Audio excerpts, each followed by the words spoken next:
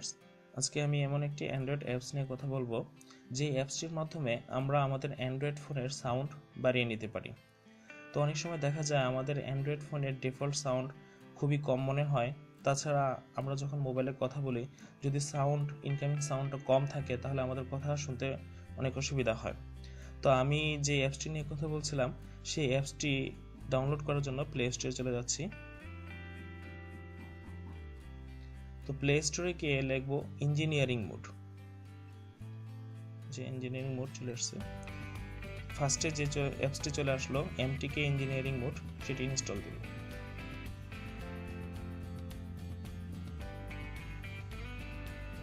খুবই ছোট্ট একটি অ্যাপস, 1.2 MB।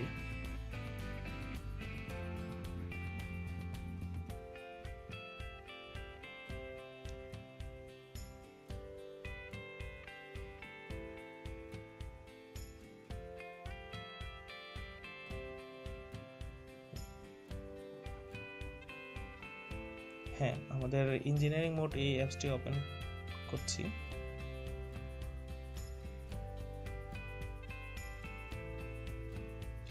তো Android setting, এমটিকে settings, Samsung settings. তো আমার মোবাইলটি যেহেতু স্যামসাং না, তো চাইনিজ একটি মোবাইল, সেক্ষেত্রে আমি এমটিকে সেটিংসটা ওপেন করছি।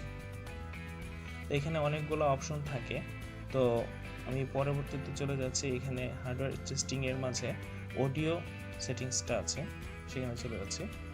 নর্মাল মোডে এখানে দেখেন, নর্মাল মোডে এখানে আছে ভ্যালু ইজ 0 থেকে 255। তো আমি এখানে 255 জায়গায় 200 দিয়ে দিচ্ছি এবং সেট ওকে। ম্যাক্সিমাম ভলিউম নিচেরটা আছে 160, তো আমি 160ই দিয়ে দিচ্ছি। ব্যাকে গেলাম।